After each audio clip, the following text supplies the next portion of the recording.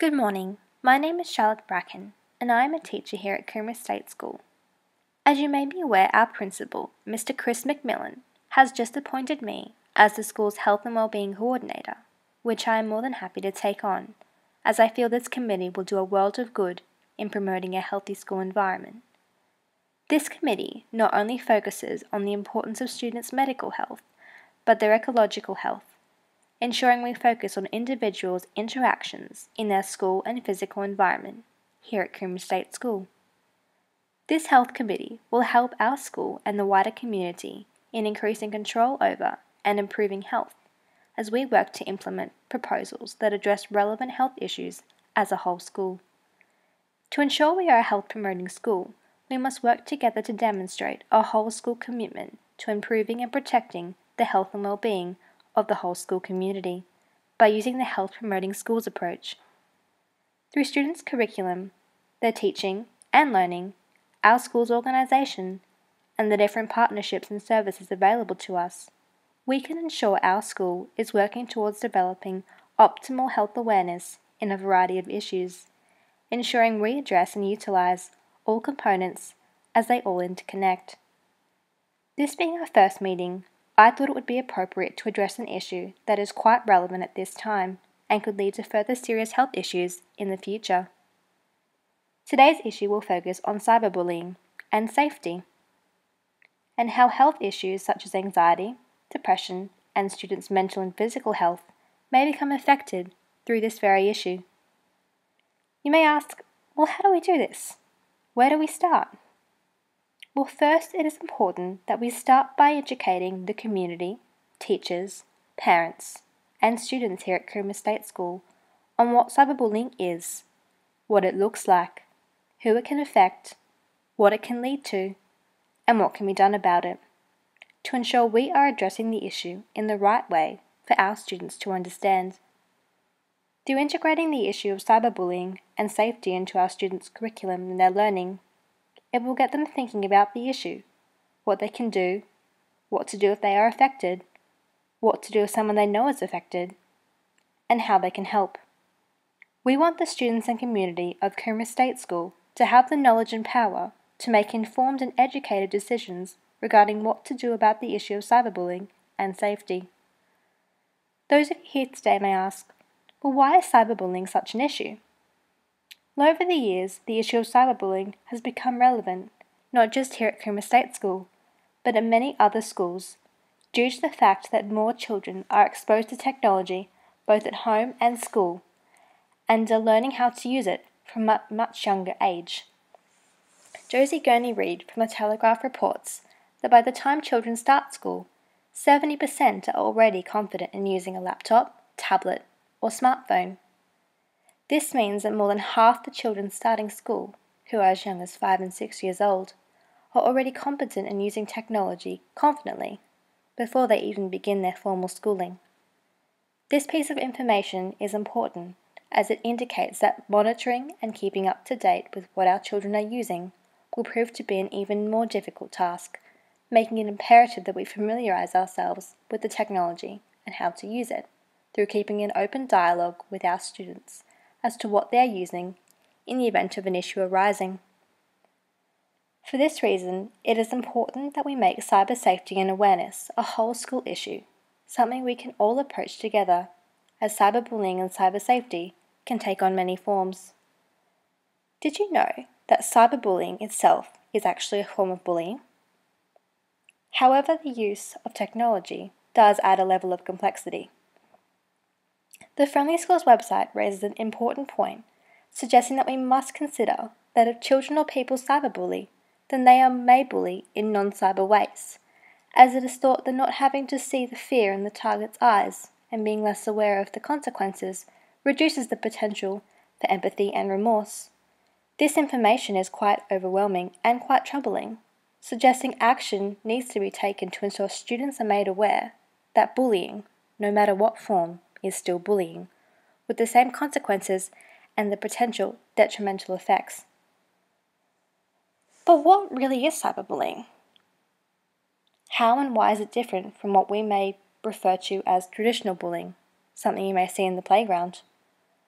Well, according to Kids Helpline, some examples can include repeated hang-up calls, sending insulting or threatening text, emails, or social media posts, publishing someone's personal or embarrassing information online, creating hate sites, starting social exclusion campaigns on social networking, or cyberstalking, which is repeated harassment, usually to intimidate and create fear. The Kids Helpline website recognizes that cyberbullying takes on a variety of different forms, and it still includes name-calling, abusive comments, spreading rumors, threats of physical harm, being ignored or excluded, having opinions slammed, online impersonation, and being sent rude or upsetting images. It is important to remember that cyberbullying does not only affect students, but parents and teachers as well, as they may not be aware of the bullying going on, because they cannot see it. This is why it is so important for the wider community to stay up to date and to be aware of the issue. Also knowing what to look out for, as cyberbullying can often be silent. Maria Newman, who is the co-author of When Your Child is Being Bullied, Real Solutions, states that your child may actually show signs of being cyberbullied. Some signs to look out for may include your child is spending much more or less time on their phones, games, and on their social networking sites. They may be withdrawn or upset after being online or using their phones. Your child may delete their social networking accounts altogether. He or she may avoid formerly enjoyable social events or situations. Your child may block numbers, other people's social networking accounts, or their emails. Many new numbers, text, emails, or private messages come up on your child's devices. Your child is impatient and they are acting out more than usual. Strangers have even opened up social networking sites using your child's own name. As you can see, cyberbullying itself creates a variety of issues, not only humiliation and embarrassment, but the effects of cyberbullying, according to UK research, have shown to have even more traumatic effects on victims, including anxiety, depression, and other serious stress and emotional related disorders, due to the fact that cyberbullying is very different from face-to-face bullying, because messages, texts, and images have the potential to be shared and sent 24 hours a day, 7 days a week, 365 days a year, which can be shared publicly or sent anonymously. The Centre for Safe and Responsible Internet Use also argue that 2/3 of school violence began through the use of social media, which can cause students to fail school, psychological implications, become depressed, start violent, irrational behavior, and conduct and associate themselves in illegal activities. These are just some of the potential issues that may arise with the issue of cyberbullying and what can happen when there is little awareness regarding the issue. Many may think that cyberbullying only affects older children and teenagers, meaning that students in the younger years have nothing to worry about. But recent research into cyberbullying suggests that this is not the case, as frequent bullying was most commonly reported by Year 5 and Year 8 students, where girls are more likely to bully in covert ways, with students beginning this behaviour as early as Year 3. Taking this information and what we discussed earlier about 70% of children already using technology before school, imagine what would happen if these Year 3 students were to have access to the internet, as they are already confident in using latest devices. Would that mean that cyberbullying begins at a much younger age, as more children are gaining access to the internet and technology? With that in mind, this becomes a whole school issue, but most importantly an issue for those transitioning into high school, as these statistics indicate that not enough is being done in the younger years to educate students in relation to the consequences and effects of what cyberbullying can do. Australian researchers have also found that more than 7% of students reported experiencing face-to-face and cyberbullying, and that 83% of those who bullied online also bullied others offline, and that 84% of students who were bullied online were also bullied offline. Most victims and those who bullied also went to the same school, were the same gender, and described themselves as a friend, not an acquaintance. Statistics have shown that 25% of young people who cyberbullied targeted people they didn't know, and that MSM, social networking, texting and email chat were the main mediums most commonly used by young people who cyberbullied. So why do 25% of young people bully people they don't even know? It sounds crazy to think that it happens. Delete Cyberbullying states that there are additional reasons as to why people cyberbully. Delete Cyberbullying states that there are additional reasons as to why people cyberbully. They include the fact that you can be anonymous. This enables the bullies to avoid facing their victims, requiring less courage, and they believe they won't get caught. For example, a student sending or harassing another student via social media or text message may delete their messages or clear their history, believing that no one can prove they sent the messages in the first place. Students may also cyberbully because they are ignorant of the consequences, believing that it is not a form of bullying because they are not physically hurting others, nor are they face-to-face with them.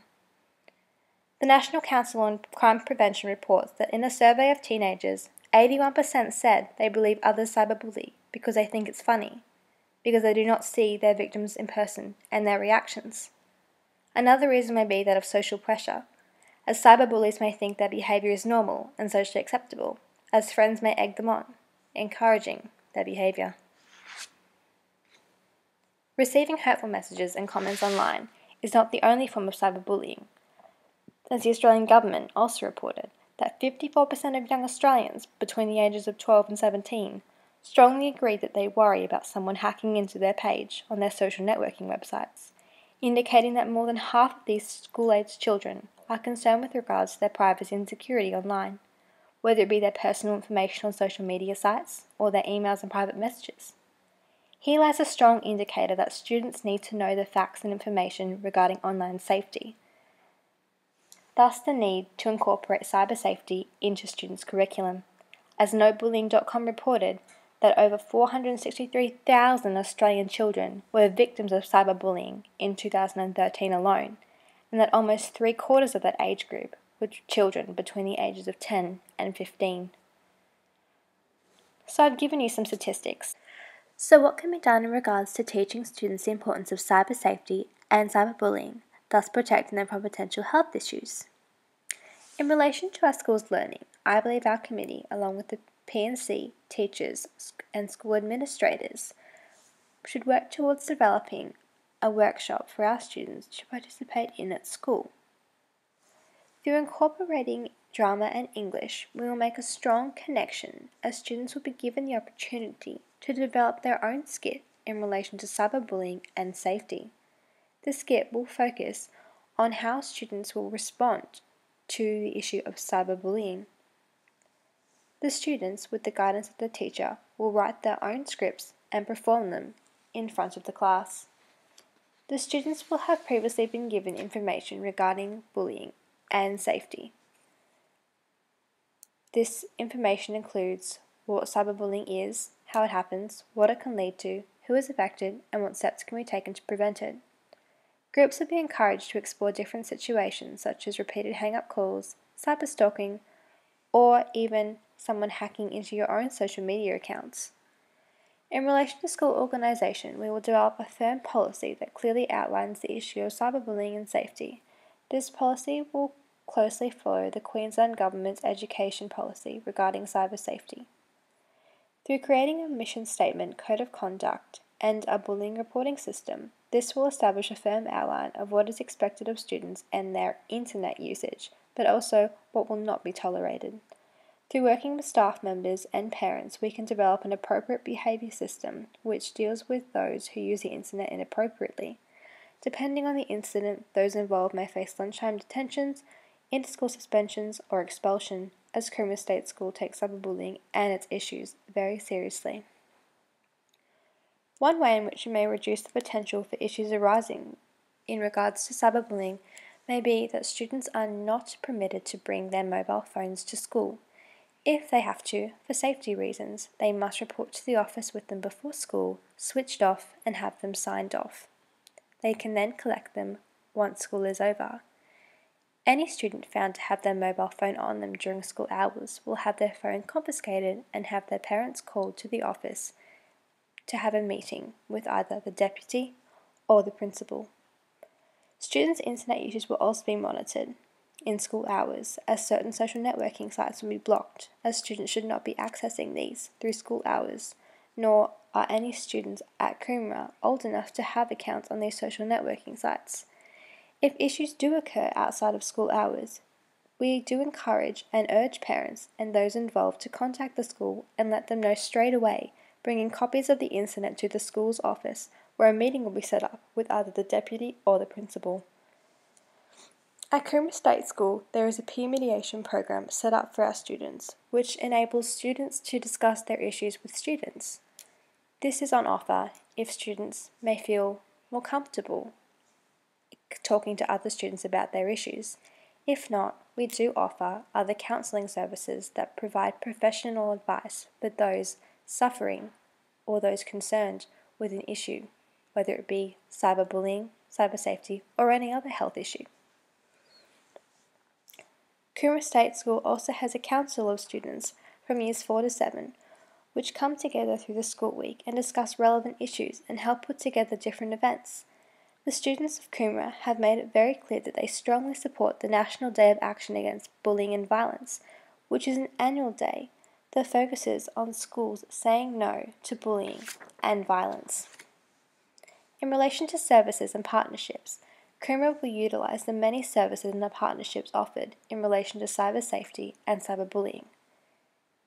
These services and support networks will also be listed on our school's websites and in our weekly newsletter. There are a variety of websites, programs and support systems already in place that deal directly or have the knowledge in the instance to deal with cyber safety and cyberbullying. Websites you may wish to access at school or at home may include Beyond Blue, Lifeline, Kids Helpline, CyberSmart, Reach Out, or Headspace. I am also excited to announce that Coomera State School will officially register each year with the National Day of Action Against Bullying and Violence, where a series of school events and class activities will occur. These activities will educate and further the understanding of what cyberbullying is and how to stay safe online. Guest speakers will also be invited to speak with the students at Coomera State School, as their performances and presentations can effectively reach the students. The most important thing, however, is that we are bringing the issue of cyberbullying and cyber safety into the spotlight. We are taking a stand, no matter how small, because we say no to bullying. Thank you.